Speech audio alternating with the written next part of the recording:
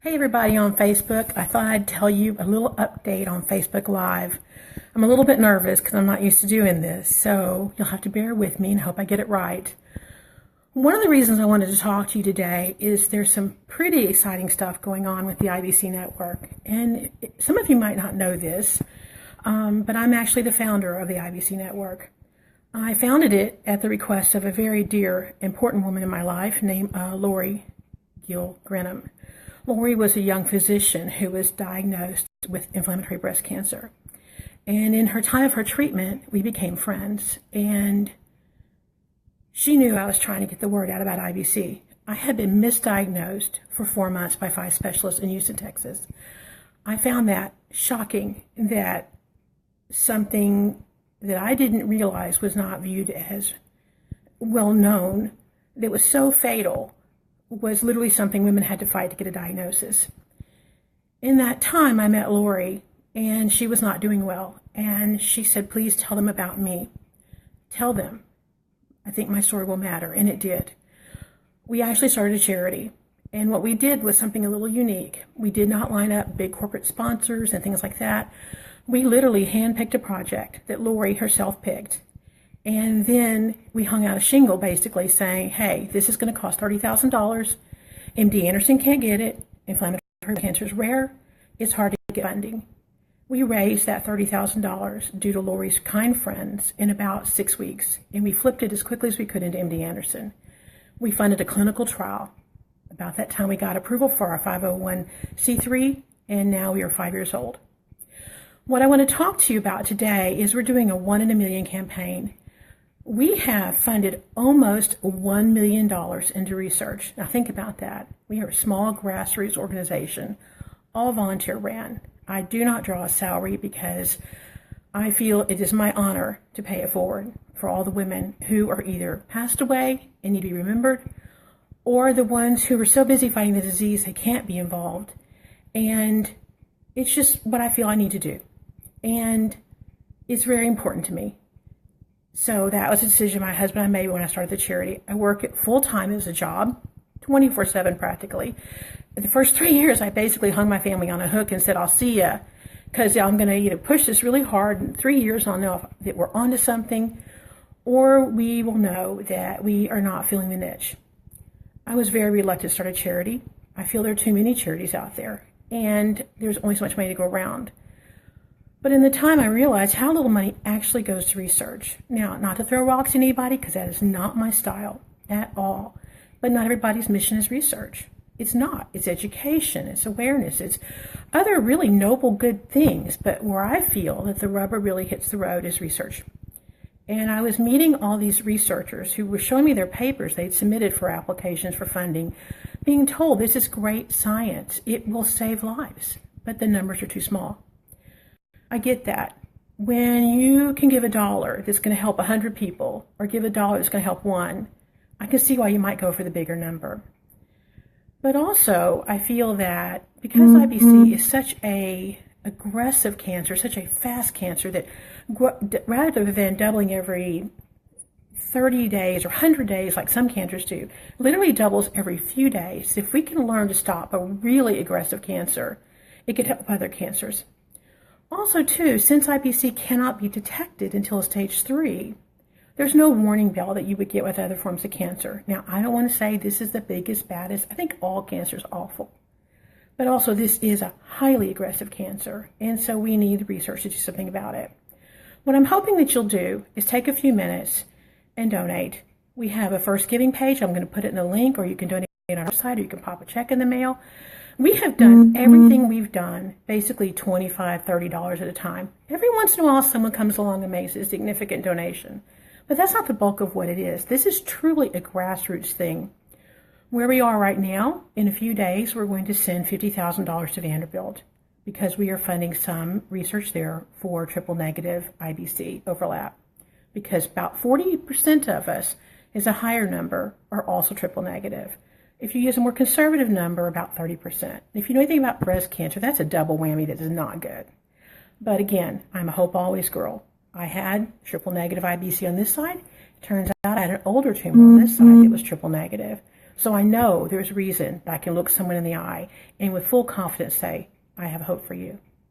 But my hope also lies in good care and in good research. When we give this check to Vanderbilt next week, it's going to put us at $900,000 into research. I would love not to slide to that 1 million mark by the fall. I want to hit it, and I want to hit it right now. Everything about my feelings for funding for research is aggressive. But the one thing we don't do aggressively is fundraise. We don't have the fancy things. We don't do the fancy walks. We don't push hard. We really know that everyone has only a limited amount of disposable money.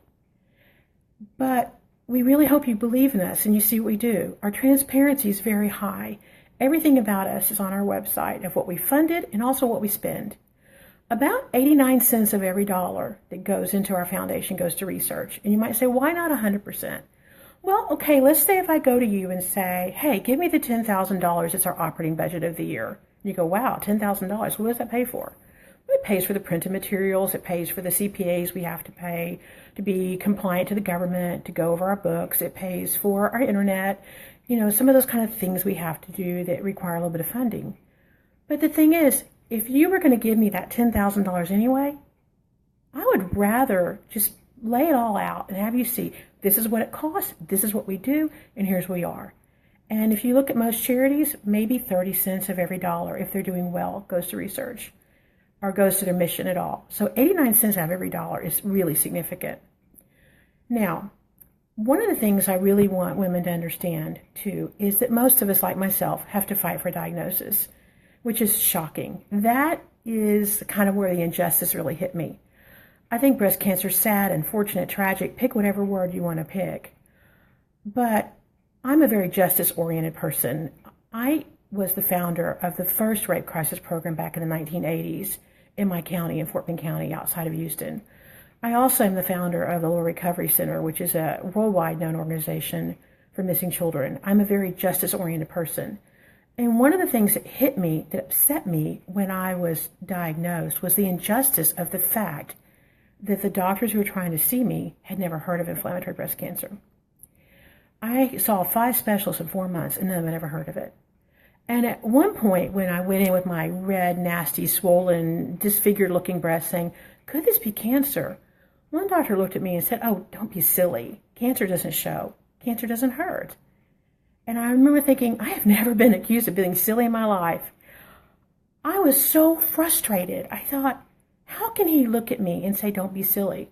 And I told him, if this was my nose all swollen and disfigured, and by the way, I love my Polish nose, thank you, that you would be doing something about it. But there was something about the fact it was my boobs that made it almost silly or jokeable or dismissible, and I couldn't deal with that. Finally, it was a family practice doctor in my hometown of Friendswood, Texas, who sent me for a biopsy, and that woman saved my life. And I ended up later at MD Anderson, where they continue to save my life. And honestly, I don't think anyone expected me to live. I was still a stage 3, but by the skin of my teeth. I had tumors all over my neck. I was triple negative. I had cancer in both my breasts. I was a mess.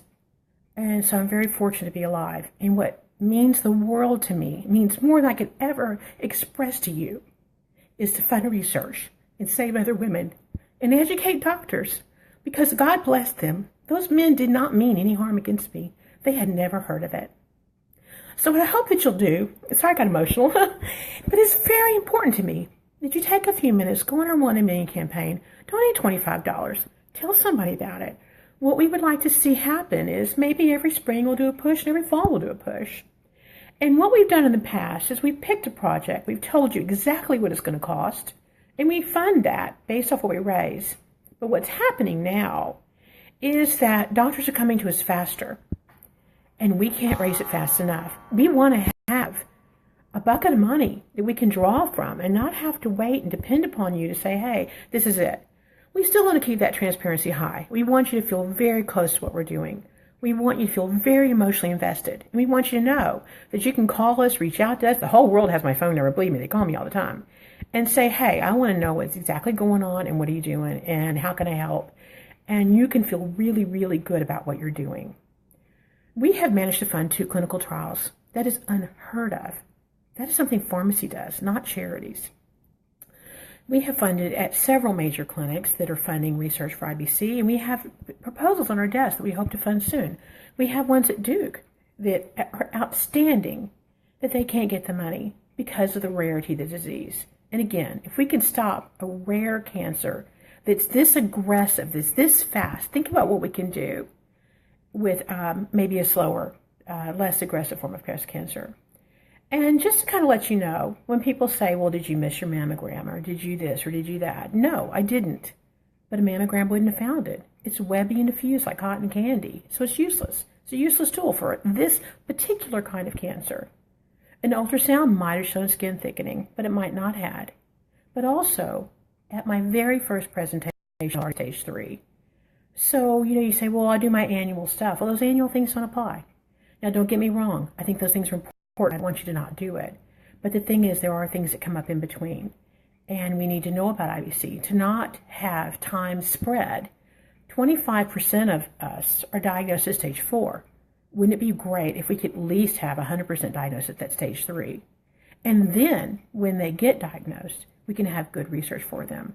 Did you know there is not one FDA-approved chemotherapy specific for IBC?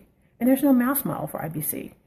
The research is seriously behind the times. And the IBC Network, an all-volunteer-ran grassroots organization, is the one that major cancer institutes are coming to for funding. And we don't want to let them down. So I'd like you to do me a favor. Give us $25. That's it. We have a goal to raise $150,000 by the end of the month. And right now, I think we're about 30 into that 150. And you may go, wow, that's an ambitious thing. No, it's not. It's not. I have over 2,000 friends on Facebook and many more who follow and many more who care. And if everybody just ponies up, we can do it. So that's it. I'll put a link in here so you can follow it. If you want to donate on the First Giving page, please do. If you want to donate on our website, you could do the same if you want to be a little bit more anonymous about it. And I'm looking forward to see what's happening. Oh, by the way, several women like me are going to be making Facebook Lives all over the country today, telling you why they hope you care about this disease. And I hope you listen, because their voice matters. And thank you. God bless you. Thank you for your support, and hope always.